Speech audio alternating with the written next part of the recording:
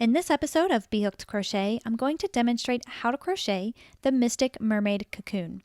Now, this pattern was originally released back in 2014 and has gone through a redesign this year in 2017, which includes 5 different sizes, brand new yarn, and a few modifications to the pattern. Well, you can get the free pattern and the written instructions as well as the supplies list at bhookedcrochet.com/mermaidtail. Well, I'm your host, Brittany, and I'm super excited about this one. So let's go ahead and get started.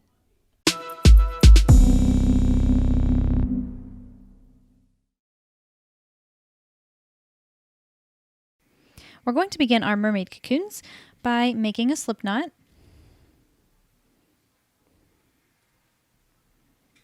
And we'll place that loop on our hook, and we're going to chain 4. So that first one never counts as 1. So we have 1, 2, 3, and 4. So now what these 4 chains represent is 1 double crochet. So 3 chains are going to be our first double crochet, and our 4th chain there right next to the slip knot, that's going to be the center of the ring. So we're going to proceed with round 1 by making 7 double crochets in that first chain. So I've worked my first one there. And the second, we're just going to place all of these double crochets in the same chain.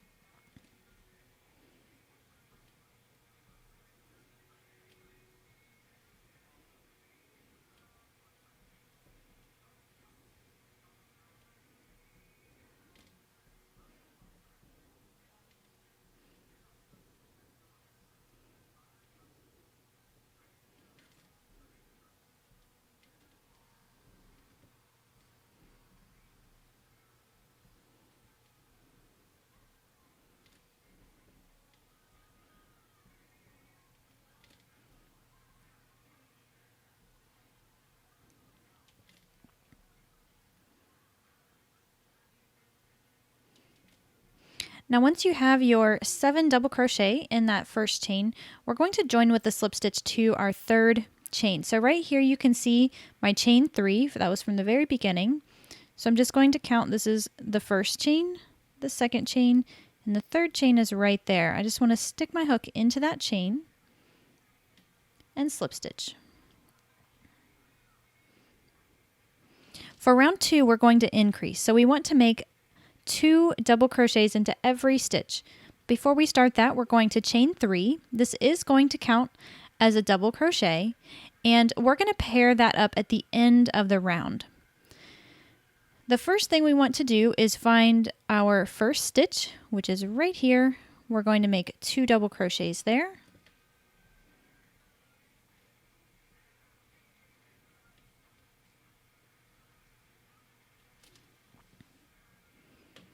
And then we'll locate our next stitch and make 2 double crochets into that stitch as well.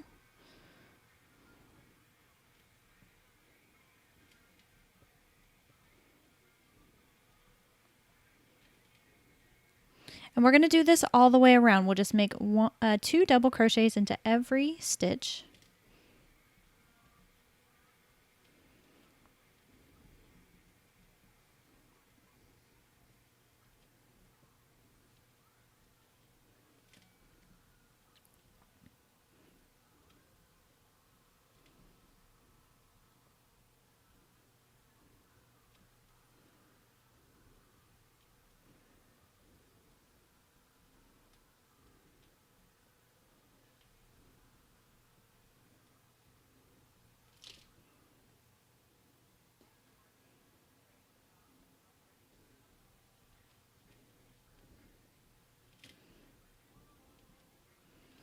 So when you've made it all the way around, at this point, we need to have a total of 16 double crochets. And if you count everything from here, I have a total of 15. Now I mentioned at the beginning of this round, we're going to pair that chain 3 up at the end of the round. And so that's what we're going to do here. So I have my 2 double crochets in that second to last stitch. And then I'm going to work my double crochet into this space right here. Now there is a couple of different ways of doing this. When you're pairing up a chain 3, you can either pair it up here at the end or you can do it at the very beginning. I prefer this method just because it limits the gap a little bit. So when you put your stitch right next to the chain, so that would have been our first stitch, then you have a bigger gap right here. And this is just a personal preference of mine. So now we're going to join with a slip stitch to that third chain. And that'll wrap up round 2. Moving on to round 3, we're not going to increase for this round. We're just going to make 1 double crochet into every stitch. So we'll start by chaining 3. We'll find our first stitch, which is right here. You can see that post right next to our chain 3. That's how we know it's the first stitch. And we'll double crochet there and once into every remaining stitch. So we're going to have a total of 16 stitches once again at the end of round 3, and we are counting that chain 3 as a stitch.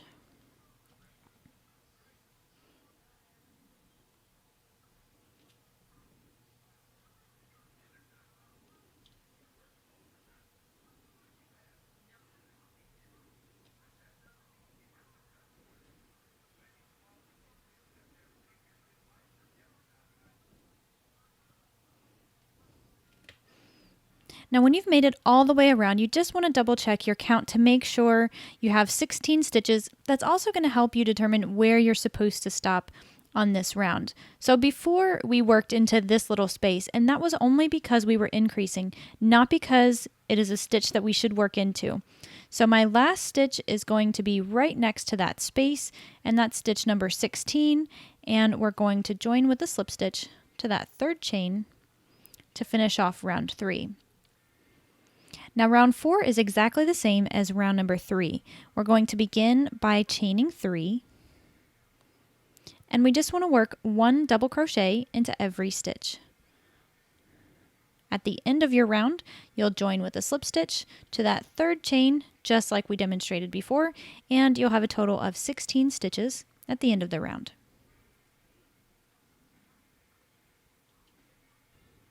So at the end of round number 4, your mermaid tail looks something like this, and we're ready to move on to round 5. Now round 5, we're going to increase once again, and we're going to do so at a different increment than we did before. So let's start off by chaining 3, and that is going to count as a double crochet. This time, what we want to do is increase every other stitch. So back here in round number 2, we increased every stitch, and that meant we put 2 double crochets into every stitch. So this time we're going to increase every other stitch, and our chain 3 is going to count as the single stitch by itself. So we want to find our first stitch right here, and you can see that by the post that's right next to the chain. That's how we know it's the first stitch, and we're going to work 2 double crochets in that first stitch.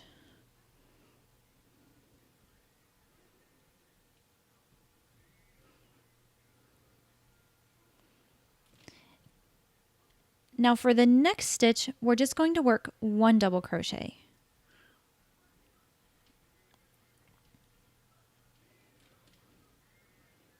And we'll repeat that. The next stitch we'll make 2 double crochets.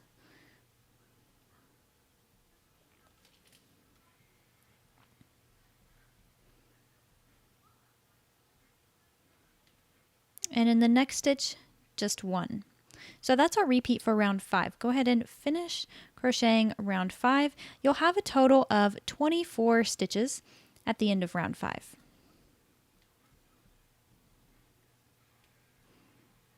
Once you've reached the end of round 5, your last stitch will have 2 double crochets in it. That will be true if you've done your increases correctly. So once you finish that up, once again, you'll have a total of 24 stitches, and you'll join with a slip stitch to your third chain. Now moving on to round 6, we're going to increase again. This time we're changing the interval just slightly, and you'll notice that's the trend as we go through this pattern, and just for crocheting in the round in general. Anytime you are increasing in the round, you want to do so at a specific interval, and that's going to help make the shape exactly what you want it. So that's how you would do a round or a circle or a cone, anything like that. So just keep that in mind as you're working through this pattern and learn that maybe for the next project. So to begin round 6, we're going to chain 3. And this time we're going to increase every third stitch. So we're going to count this chain 3 as our first of 2 stitches that are in between our increases. We'll locate the first stitch and we'll double crochet there. And so those are our 2 single stitches by themselves. So then what we want to do is our next stitch will increase. So we'll put 2 double crochets in the next stitch.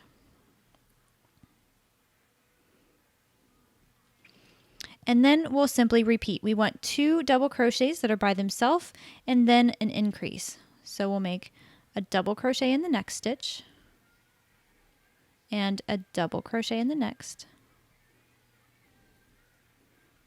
And then we'll increase by putting 2 double crochets in the next. And we're just going to repeat that sequence until we get to the end of the round.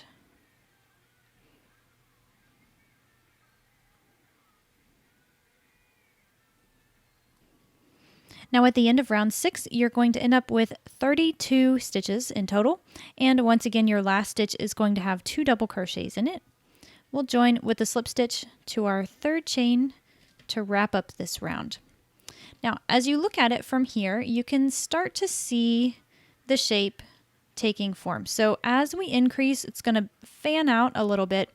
But if we were to increase every single round, it would have a really drastic increase. And so the shape would be really wide, and we don't really want that. So what we're going to do from this point on is we're going to alternate increasing rounds with non-increasing rounds. So for round number 7, we're going to begin by chaining 3, and this is going to be a non-increasing round. So that means we just want to make 1 double crochet into every single stitch. Now we'll still have our total of 32 stitches at the end of the round, and that's what I would like for you to do at this point. Finish up round number 7 by making 1 double crochet into every stitch. Once you get to the end of your round, you will join with a slip stitch to that third chain, just like we've seen previously.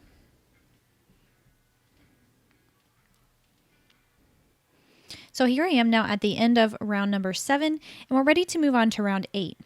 So round 8, we're going to increase again.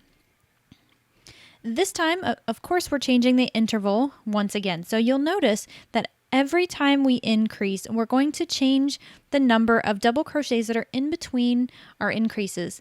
And the quicker you're able to sort of see the pattern there, the easier this is going to be for you.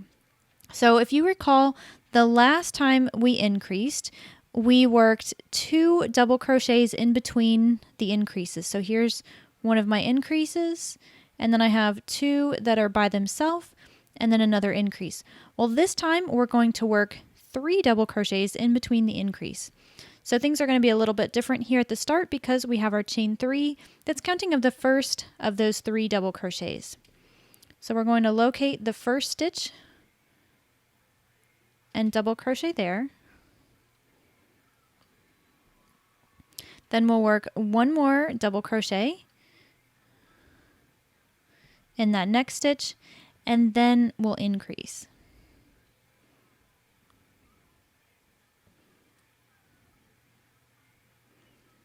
Now we'll work 1 double crochet into each of the next 3 stitches.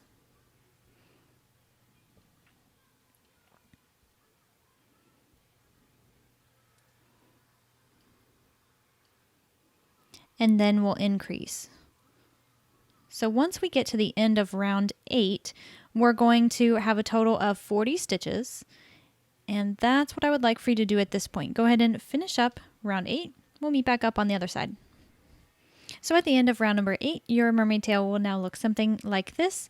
And once again, we'll have a total of 40 stitches at the end of round number 8.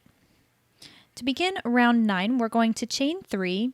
And this is going to be one of those rounds where we don't increase. We're just going to make 1 double crochet into every single stitch.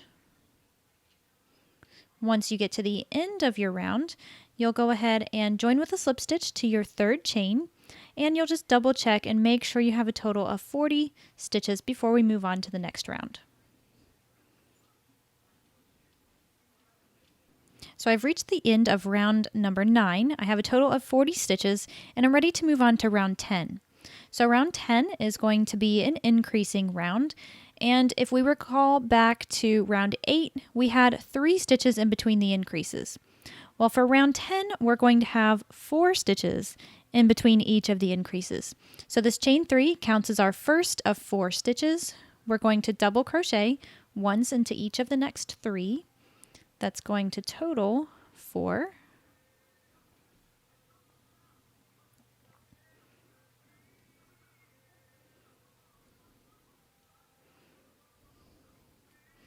And then we're going to make an increase.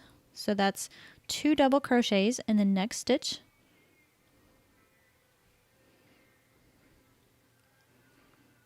And then we'll repeat. We'll make 1 double crochet into each of the next 4, and then increase with 2 double crochets.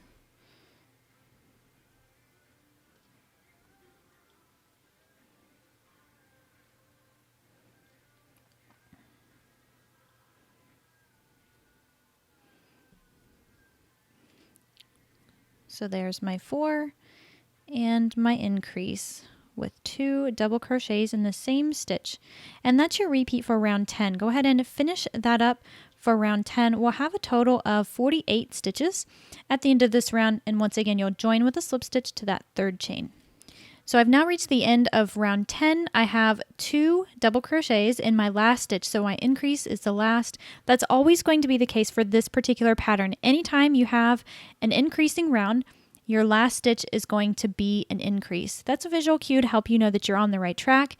Once again, we're going to have a total of 48 stitches at the end of round 10.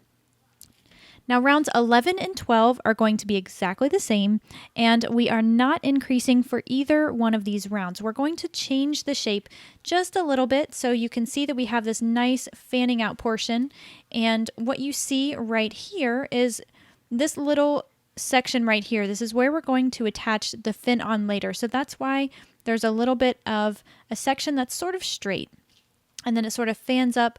Well, now we're going to stop the increase for 2 rounds, and that's going to change the shape a little bit more. So what we're going to do for rounds 11 and 12, we're going to start each of those 2 rounds by chaining 3, and that'll count as a double crochet, and we're just going to work 1 double crochet into every stitch. You'll have a total of 48 stitches for each one of these rounds, and once again when you get to the end of the round, you're going to join with the slip stitch to your third chain. So go ahead and finish crocheting rounds 11 and 12, and we'll meet back up at the end.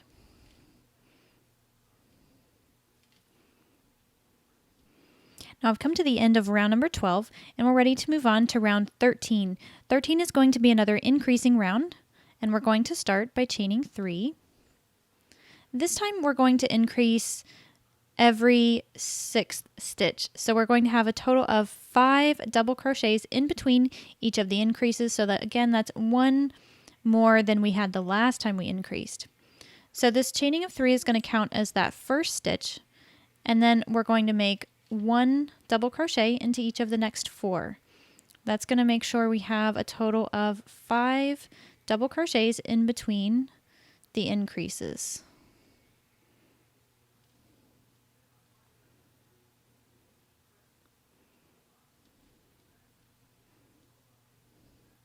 Then we're going to increase on the next stitch.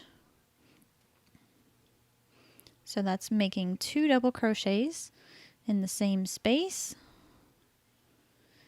And then we're going to make 1 double crochet into each of the next 5 and repeat.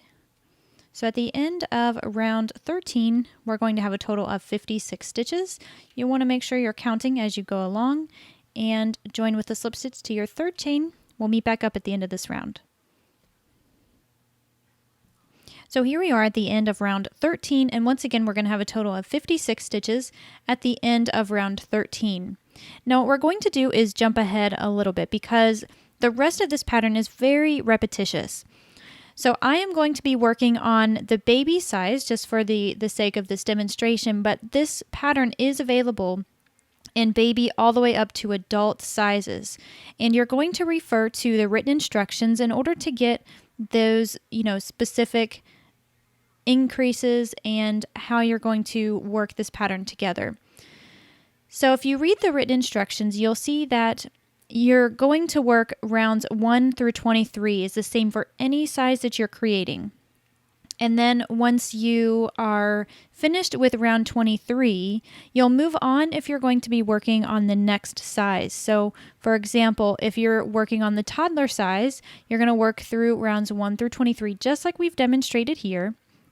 And you're going to continue with the instructions as they're indicated. So the difference between the sizes is just the increases and the length. So that's where you're going to find the difference, but the techniques are exactly the same. What I'm going to do at this point is finish crocheting up to round 23, and that's for the baby size. Now I mentioned before that the techniques are all the same. We're going to alternate an increasing round with a non-increasing round, and for the purpose of this demonstration, we've covered 13 rounds of that so far. So I think you're probably getting the technique down. You're comfortable working with that. So now I'm just going to direct you to the written instructions to finish crocheting the length of your mermaid tail. Now I will come back at the end of round 23 to demonstrate one more time just how we're going to work up the body, and then we'll move on to the ruffles and the fin. If you have any questions whatsoever on how to continue working up your mermaid tail beyond this point, just please feel free to leave a question on the pattern page. You can access that at BHookedCrochet.com/mermaid tail. If you scroll down all the way to the bottom, you'll see a comment section, and you can leave your question there, and I will get back to you as quickly as possible. Okay, so what I've done off camera here is I've finished crocheting rounds 13 through 23. And as I mentioned before, the written instructions tell us to alternate rounds where we increase and then a round where we don't increase. So no matter what size mermaid tail you're making, rounds 1 through 23 are going to be exactly the same. And here's where the difference comes into play. Now I mentioned before that I'm working on the baby size. And so what I'm going to do for that is follow the instructions for round 24. So round 24, we are going to make 1 double crochet into every stitch. We're not going to increase, and we're going to repeat that row or that round until our mermaid tail measures 18 inches from this bottom starting edge here. So what you'll need to do at this point is follow the written instructions for the size that you're creating. Now, as I mentioned before, the techniques are all the same for these next few rounds that you'll be working on your own, and you'll just follow the written instructions for guidance. So once you get to the point where you no longer need to increase, and that will be indicated in the pattern, you'll see that final row, and then you'll see a little paragraph in bold and italicized letters that say to repeat that last round until your mermaid tail measures a certain measurement. Now that's how you know that you are done increasing and you're going to start working on the side, and that's based on the size of the pattern you're creating. So what I'm going to do is finish crocheting my section of the tail. So this is going to be the sides of the tail. We have the shaping here completed, and I'm going to work up the side, so we'll no longer increase. And when we come back, I'll demonstrate how to fasten off. We'll talk about the ruffles and the tail. So what I've done off camera here is I have finished crocheting the side of my mermaid tail. Once again, I'm working on the baby size. So my tail now measures 18 inches from our starting point here to where I'm ready to fasten off. Now I've actually come to the point where I'm at the end of my yarn ball. So you can fasten off when you're at this point. I'm just going to pull what's left through the loop on my hook. And that finishes the body. The next thing we're going to work on is the ruffles and the fin.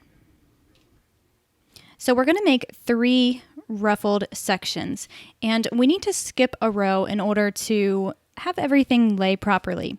So we're going to skip the very last row that you made, and we're going to focus in on the second to last row.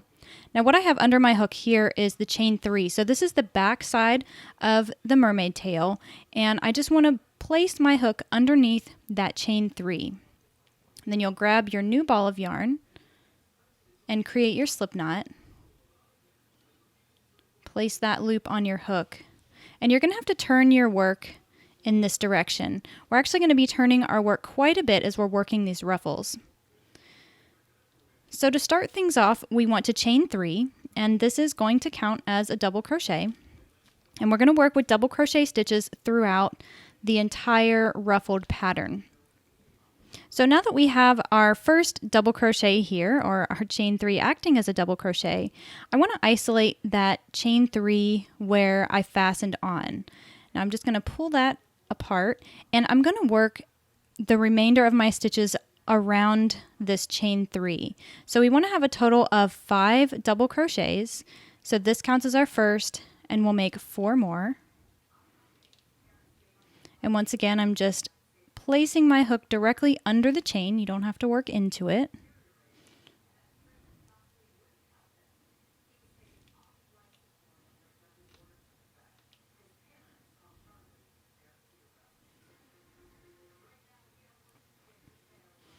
Now once we have our 5 double crochet there, then we need to turn our tail in that direction. And we need to find the space that is in between where our chain 3 is and our next post. Now you see this little piece of yarn right there. So that's actually part of the slip stitch from this previous row. That's where I want to work my next 3 stitches. So we're going to double crochet again. So yarn over and just insert your hook underneath that space. So it's really in between this stitch and the chain 3 of that row below. And we're going to double crochet there. We want to do that 3 times. And once you have your first stitch in place, it's really easy to just sort of bend your work and hold it in your hand so you can work the remainder of your stitches. So what we have here is the first part of our ruffle, and before we go on, I want to talk a little bit about how this comes together. So if we think about ruffles, we just think about a wave, and that's kind of what we're doing here. So we're going to work down and over and up and over and down and over and up and over. Okay, so that's the pattern, and we're going to have to rotate and twist our mermaid tail in order to make that happen. So we've worked down, we've worked over, now we need to work up. So I'm just going to rotate my tail like this, so that way I'm always crocheting in this direction. And we want to have 1 post in between. So we're just going to skip this guy right here and move on to this one. So let me just show you a little bit. So this is the chain 3.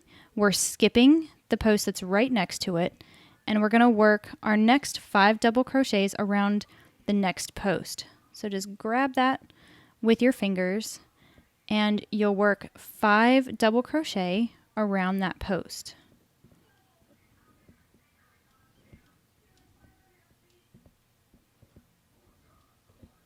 So if you've ever worked the crocodile stitch, this will probably be familiar with you in that we're using the double crochets as a foundation for this next section.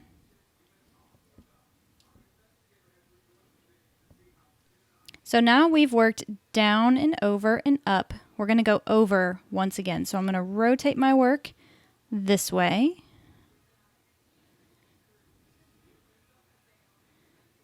And then I'm going to find the post that's right next to where I just worked this group. And we're going to skip it. We're not going to do anything to that. What we want to do is find the space in between this post and this post.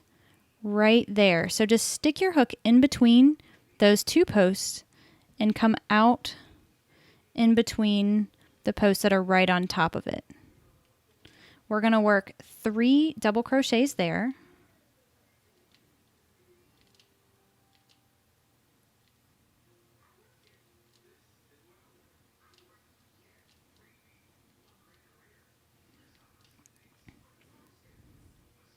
And there we have completed the repeat for this. So remember, down, we'll work 5 double crochets down, 3 double crochets over, 5 double crochets up, 3 over, and then we repeat. So we'll rotate our work this way. We'll make sure that we're leaving that post by itself. So I've got my 3 that I just worked over. I'm going to find the next post that's available, which is right here, and I'm going to work 5 double crochet down that post.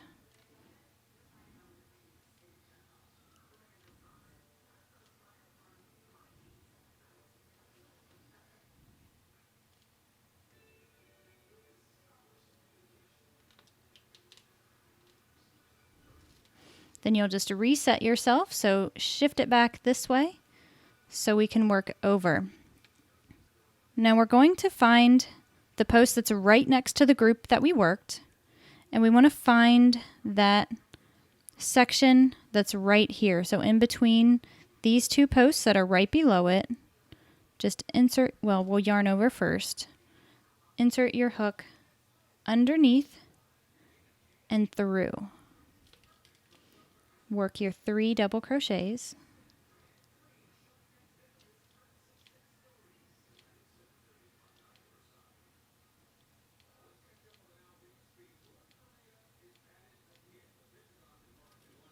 Now we have to work up, so we'll rotate this way. We'll make sure we skip this post because we always want to have a post in between each one of the ruffles. So here's what I'm talking about. So this little arch here, that's part of the ruffle. We have a post in between that. And then we have this arch here. We have a post in between that. So we want to maintain that pattern. It helps keep things organized and looking nice. So we're going to skip that one. Focus our attention on this post here. We'll work 5 double crochets around the post.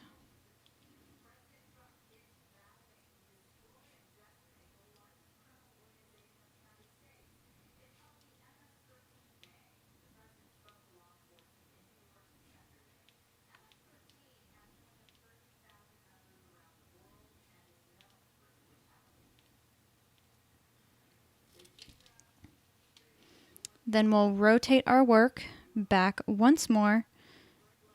We're going to skip the post that's right next to our group, but insert our hook in between that post and the one next to it and come out through the top. Okay, so we're going to double crochet 3 times there.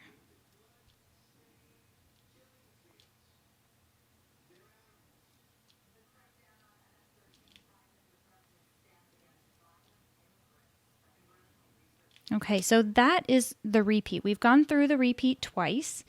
And at this point, what I need for you to do is finish up this first round of ruffles. We meet back up at the end here, and I'll show you how to join with a slip stitch to the end of the round.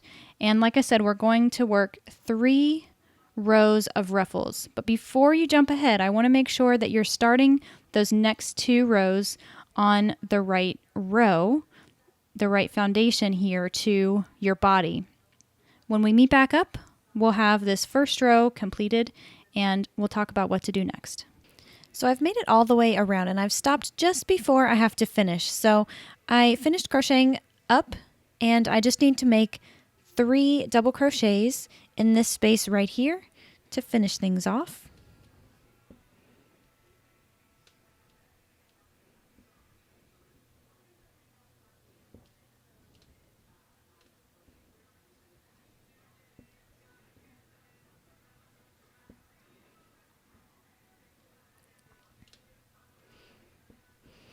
And then once you finish that, you'll locate your chain 3 from the very beginning.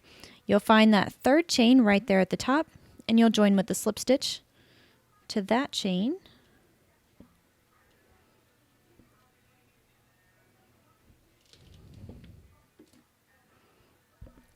And then you can fasten off. Now you'll just weave in this tail like you would any other end. What I like to do is weave it directly into the ruffle. So I'll just work this down probably under this group right here because it's a pretty dense area. Just weave it in right there. So this pattern has 3 rows of ruffles. We made the first ruffle already, and I mentioned at the beginning that we need to have a solid row of double crochet in between each of the ruffles. So we skipped the first one here. We worked our ruffle on the next row. We're going to lift everything up, and we're going to skip this row right here. So this is the solid row that we're going to leave in between, and we want to fasten on in the row below that. So I'll just put my hook underneath that chain 3 because that's where I want to start off. And the rest of this part is review. We'll just make a slip knot, place that loop on our hook,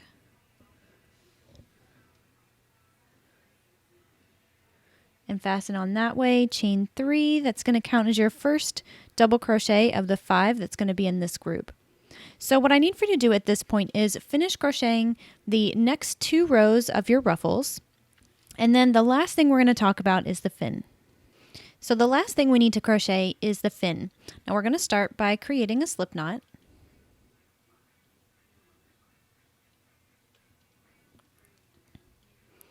And the written instructions are going to tell you exactly how many chains you need to create. So I'm working on the baby size, so I'm going to chain 27. If you're working on any of the other sizes, you'll just find the size in the parentheses, and all of that is explained in the written instructions at BHookedCrochet.com/mermaidtail.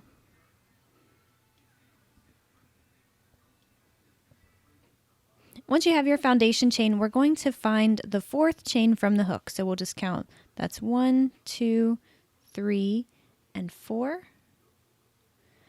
Now I'm going to work in the back bump of the chain. That's just a personal preference of mine. However, you can work in the 2 side loops if you'd prefer that. So what we're going to do is make 1 double crochet into every chain.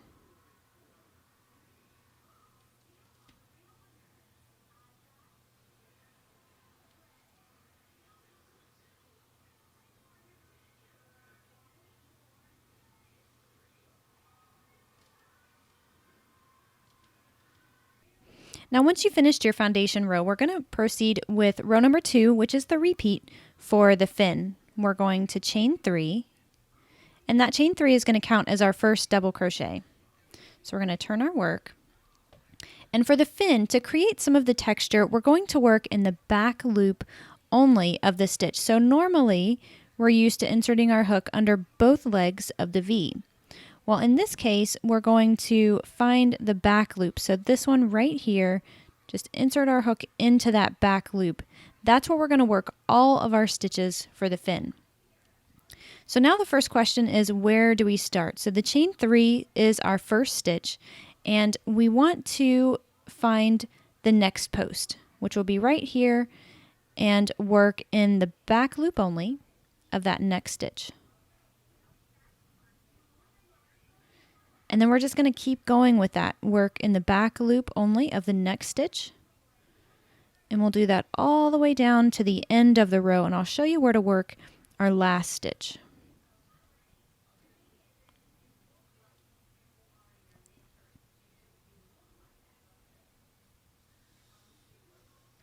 So I'm at the end of my row now. I'm going to work my second to last double crochet. Looks like the last one here in that back loop only. But I can't end things here. If I do, we're going to be losing a stitch probably every single row if you do the same thing every row.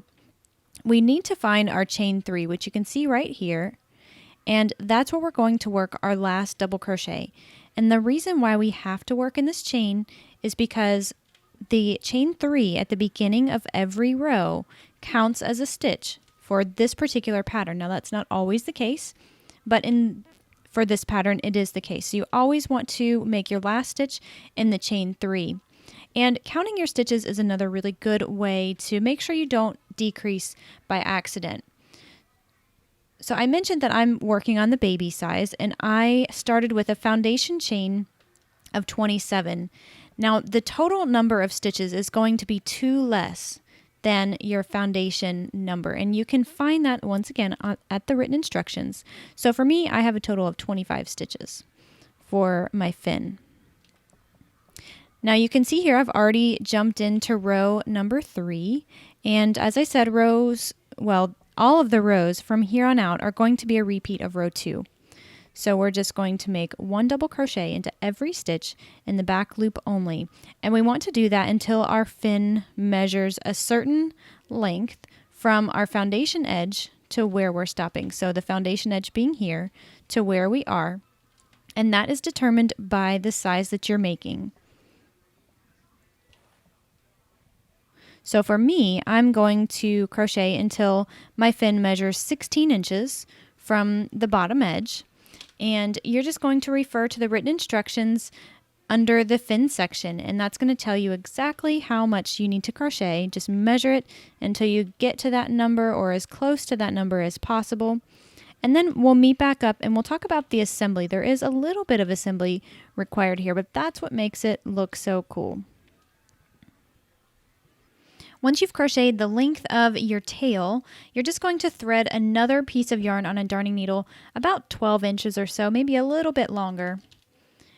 And the first thing we need to do is find the middle of the fin. So we're going to make a drawstring, and that's what's going to sort of fasten it up and give it the tail shape. So we'll just fold it in half, and I'm just going to pinch the edge here just to let me know that this is approximately the middle of the tail. And what we're going to do is run our darning needle in and out of the stitches. Now you don't want to do what I just did and pull it all the way through. So you'll pull it through, leave yourself about 2 or 3 inches here on the bottom. And once you come out, then you're going to go back in, and you're just going to go around that post and come back out the top and feed that through, and then find the next post, work it around there, and you'll just do this all the way to the end.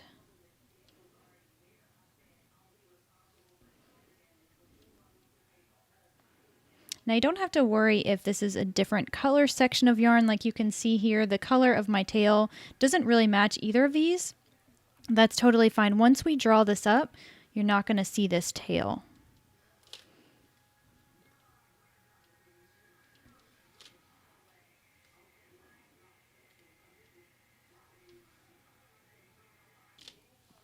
Okay, so once you have woven in your new strand, what we want to do is hold on to this bottom edge. We don't want to let this slide out.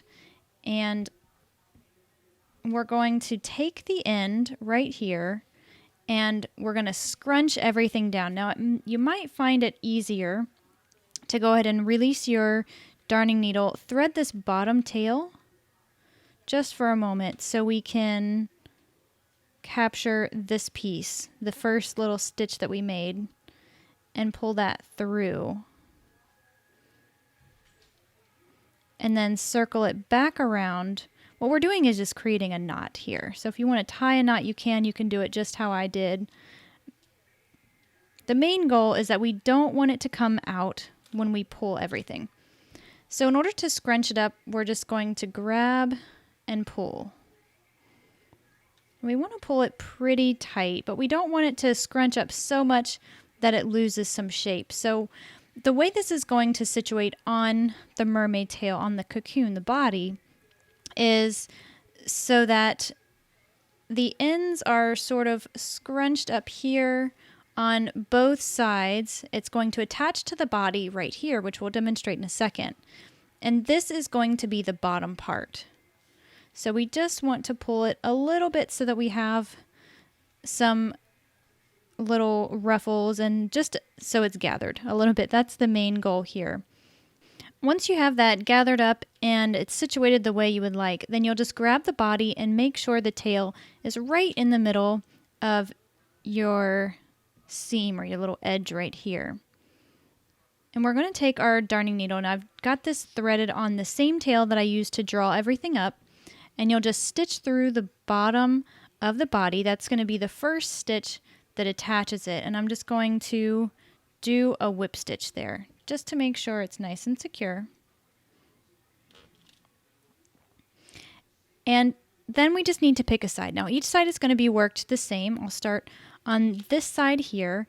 And what I like to do is work through the tail here. So I'm going to do a whip stitch again. So that just means I'm coming in and out the same side. So I'm going to catch this first ridge right here and just run it through the tail. And you really don't have to worry too much about where you're inserting it. You don't have to go in a specific stitch or anything like that. And you want to pull it nice and tight. And doing so is going to help conceal this just in case it's a different color than either of these two pieces here. So as we stitch this along, we want to scrunch everything up because if we leave it like this, it'd look awfully funny. So I'm going to find the next ridge. So the beginning of the next row. I'll insert my needle just in there and move over just slightly, so almost in the same place as we made the last stitch. And then pull that tight.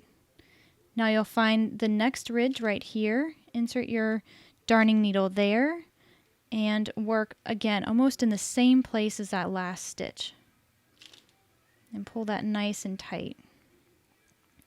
Then we're going to find the next little ridge and work it almost in the same spot. And the goal here is that we want to have our entire tail stitched up, and we really only want to go up about 2.5 to 3 inches up the body of the tail.